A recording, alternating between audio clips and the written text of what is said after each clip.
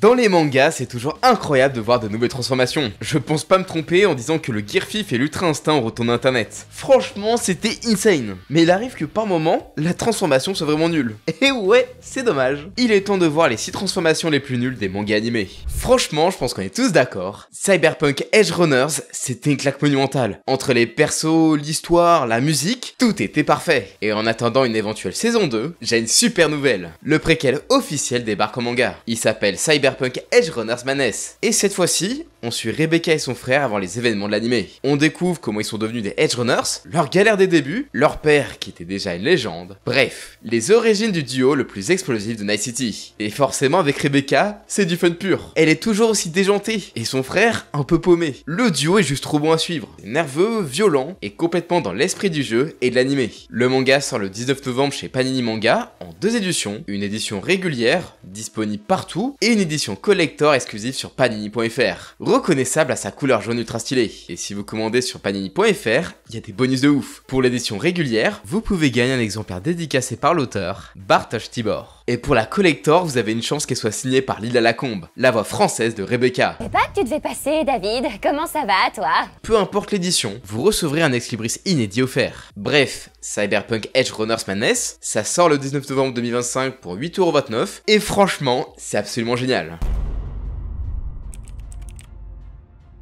Vous avez peut-être dû câbler en voyant la Mia, ou encore le titre de cette partie, puisqu'il existe des transformations encore pires que le Super Saiyan 3 dans toute la saga. Je pense qu'on peut dire que le Super Saiyan Blue est très feignant en termes de concept, genre frère, c'est juste le Super Saiyan, mais en bleu. Y a aucun build-up, aucun lore, et sa simple existence enlève tout le buzz du Super Saiyan God. Sinon, il y a le Super Saiyan niveau 3 qu'utilise Trunks, ça lui donne une puissance incroyable, mais ça ralentit vraiment l'utilisateur. C'est peut-être la transformation la plus inutile en termes de lore, mais au moins, elle sert à faire avancer l'histoire, puisqu'en parallèle du combat Trunks versus Cell, on voit Goku qui explique tous les défauts, pense que c'est un mauvais chemin, et va donc concentrer son entraînement sur les bases afin d'utiliser le Super Saiyan en full power, ce qui permettra d'être vraiment très fort, et donnera à Gohan une bonne base pour qu'il dévoile tout son potentiel avec le Super Saiyan 2. Mais selon moi, la transformation la plus inutile, c'est clairement le Super Saiyan 3, que ça soit narrativement ou en termes d'utilité dans l'œuvre. Bon, déjà la transformation n'est pas spécialement marquante ou iconique, ok, dans l'animé les ajouts ont rendu la scène super cool, mais on est très loin de l'impact culturel d'un Super Saiyan 1 ou 2. Puis clairement, ça manque de build-up. Lors de la saga Namek, on nous parle bien de la légende du Super Saiyan à plusieurs reprises, que ce soit au travers de Vegeta, le vieux Namek ou encore Ginyu. Et lors de la saga Cell, on nous dit que Gohan a du potentiel. Mais pour le Super Saiyan 3, zéro build-up. Dans les chapitres précédents de cette transformation, lorsqu'on demande à Goku s'il peut fumer Boo, notre protagoniste nous dit clairement qu'il aurait pas fait mieux que Vegeta. Et s'il avait cette transformation, il aurait sans doute utilisé contre son rival pour éviter de perdre l'énergie afin de réveiller Boo. La simple existence de cette transformation rend Goku égoïste et ça va pas du tout avec le personnage. Ok, il souhaite se battre, mais pas au prix de vie innocente. Personnellement, à cause de ça, j'ai vraiment l'impression que c'est une transformation de dernière minute et qu'on essaie de raccrocher les wagons en te disant que ça enlève du temps à Goku pour qu'il reste sur Terre. De plus, je trouve que la transformation ne sert vraiment à rien. Sans déconner, il a battu personne. Que ce soit dans le manga de base, dans GT et dans Super, si t'enlèves le Super Saiyan 3 de l'œuvre, bah ça change rien. Et le pire, c'est que je trouve que le Super Saiyan 3 annule un peu la réflexion de Goku sur le fait d'avoir une transformation sans défaut. T'as certains boosts de puissance où t'es 4 fois plus puissant qu'un Super Saiyan 2, mais tu te décharges juste beaucoup trop vite. Goku a pas pu tenir très longtemps face à Kid Buu. Il y a l'excuse qu'il ne savait pas que ça pompait son énergie lorsqu'il était mortel, ça ok à la limite, mais bon, j'ai du mal à croire que dans Super ou GT, il n'ait pas trouvé une alternative, comme lorsque Trunks du futur utilise le full power du Super Saiyan 2. Je pense que c'est une transformation qui aurait été parfaite pour Gotenks, vu que Goten et Trunks sont moins expérimentés, ça serait justifié, ça aurait pu raconter quelque chose, qu'ils ont du potentiel, mais manquent d'une expertise martiale. En vrai, la seule fois la transformation a eu du buzz, c'est dans les 2 derniers films de l'époque avec le combat contre Janemba et les poings du dragon. C'était vraiment carré par l'animation, et allez, vite fait dans Daimao, ça faisait plaisir de voir Vegeta atteindre cette transformation. Mais pour le reste, c'est pas une transformation qui améliore l'œuvre de base, vu qu'elle est très rapidement dépassée par toutes les autres formes qui suivent dans les suites, puis même dans l'arc où elle est introduite, elle se fait totalement éclipser par les 2 fusions, et enfin, Ultimate Gohan. Je pense que si on voit moins cette transformation, c'est parce que c'est une galère à dessiner et à animer. Non, sans déconner, c'est pas pour rien qu'ils ont monté des formes plus simples, et que le Super Saiyan 3 soit mis à la poubelle. Excepté dans Dragon Ball Heroes, où tout le monde peut voir ces transformations.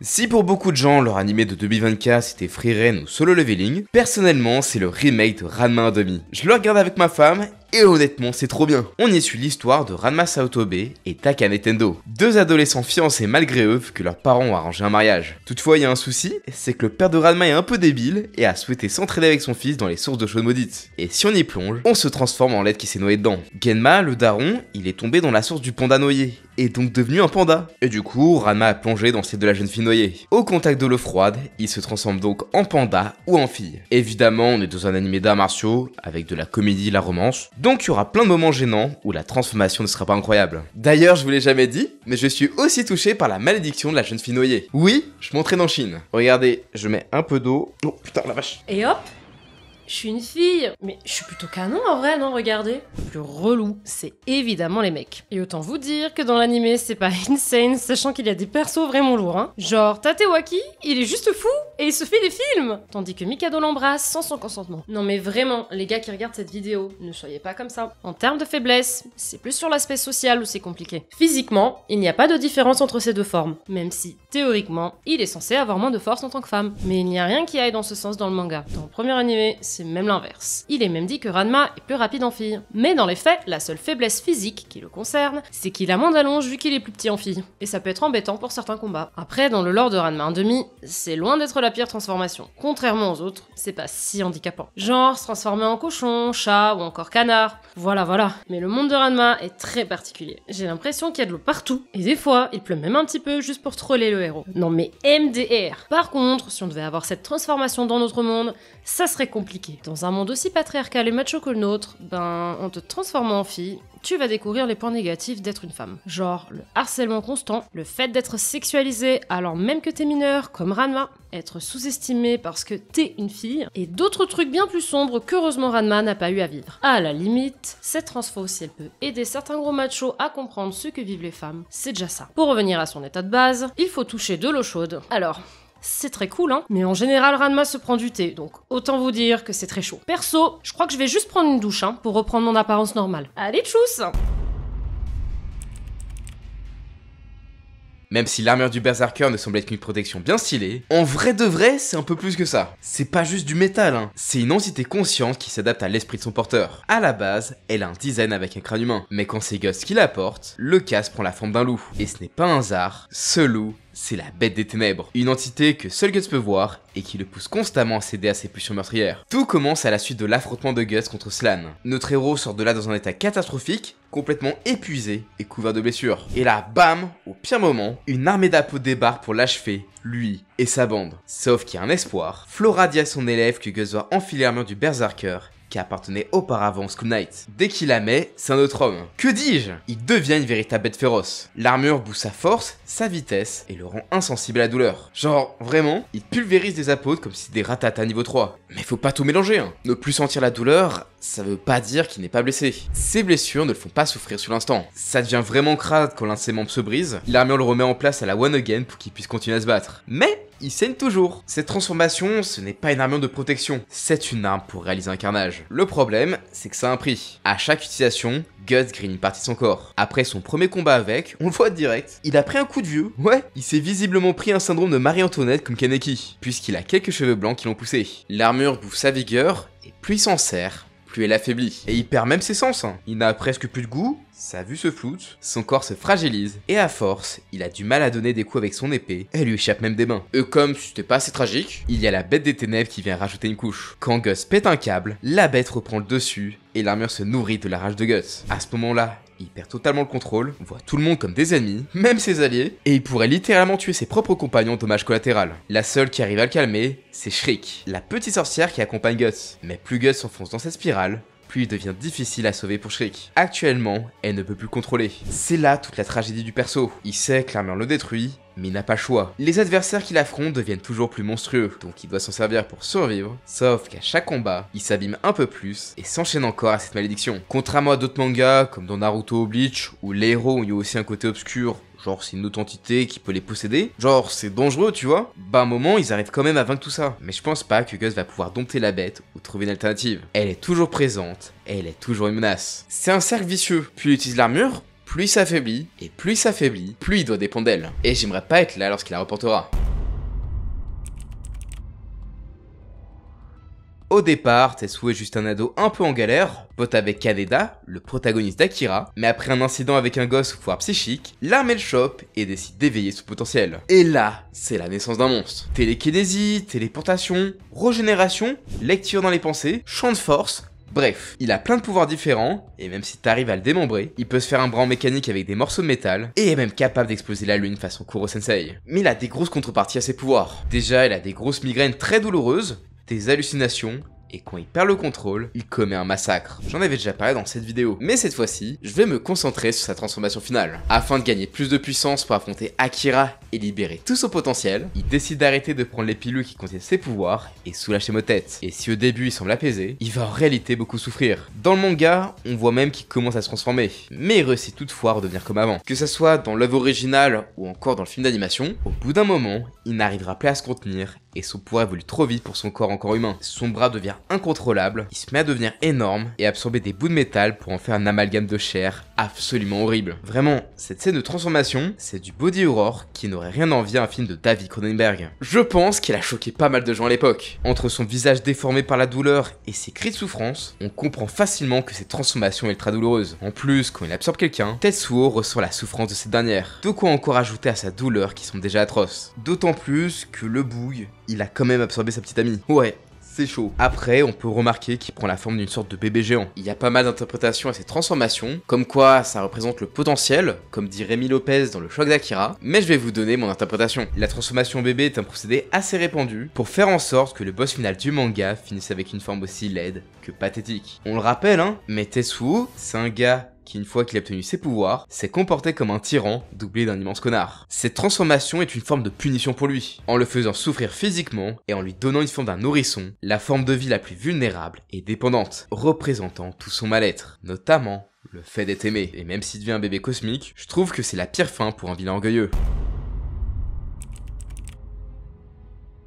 Un trope courant dans les mangas, c'est l'humanité qui se retrouve à affronter une race de monstres, et par le plus grand des hasards, le protagoniste utilise les pouvoirs de ces monstres pour les combattre, tout en conservant son humanité. Et bien Kaiju No. 8 est totalement dans ce délire, puisqu'après s'être fait attaquer par des kaiju, le protagoniste Kafka Ibino est hospitalisé, et bim, il y a un kaiju volant qui lui rentre dans la bouche de force, et ça change en une créature mi-humaine, mi-kaiju. Avec, il obtient une puissance incommensurable, même pour un kaiju. Il a une capacité de régénération, possibilité de contrôler son corps à sa guise, genre en faisant sortir des mâchoires de n'importe où sur son corps, sinon il peut grandir pour être plus puissant. Et comme ça reste un humain et qu'il a eu des entraînements aux arts martiaux, il peut mélanger sa maîtrise martiale à la puissance du kaiju. Tout ça paraît stylé, non? Alors, certes, mais ça mène plein de problèmes. Le rêve de Kafka, c'est de rejoindre les forces de défense anti-kaiju et vouloir en faire partie, tout en étant lui-même apporte son lot de problèmes. Déjà, il a une compatibilité exceptionnellement faible avec les équipements anti-kaiju. Genre, un humain normal, il aura une compatibilité autour de 15%. Lui, c'est 1%. Donc, quand il est sur champ de bataille, c'est quasiment possible pour lui de se battre sans sa forme de kaiju. Après, si une personne des forces anti-kaiju le croise alors qu'il est sous forme de kaiju, naturellement, ce dernier va avoir envie de le fumer. Et ça va être très compliqué pour Kafka de se défendre sans causer de lésions graves à son adversaire qui veut pourtant le tuer. Le problème suivant, c'est que s'il utilise trop longtemps sa forme de kaiju, il perd le contrôle et risque de buter un de ses collègues en dommage collatéral. Et ces transformations ont un dernier problème, plus Kafka use de ces transformations, plus son corps se change en kaiju de manière irréversible. Donc c'est une transformation certes très puissante, mais doit être utilisée avec parcimonie, autant sur le court que sur long terme, car il lui fait peu à peu perdre son humanité. Après, Kafka a quand même une chance, c'est que c'est une personne qui attire énormément de confiance et sympathie. Ce qui fait que les alliés amis qu'il a réussi à se faire lorsque ces derniers n'avaient pas encore conscience qu'il était en réalité le kaiju numéro 8, sont restés à ses côtés malgré la révélation, car il a obtenu la confiance de ces derniers. Mais si ça avait été une autre personne, c'est très probable qu'il aurait fini exécuté, ou qu'il serait devenu un cobaye dans un laboratoire. Et honnêtement, sans pouvoir du scénario, c'est pas un truc que je souhaite à quelqu'un.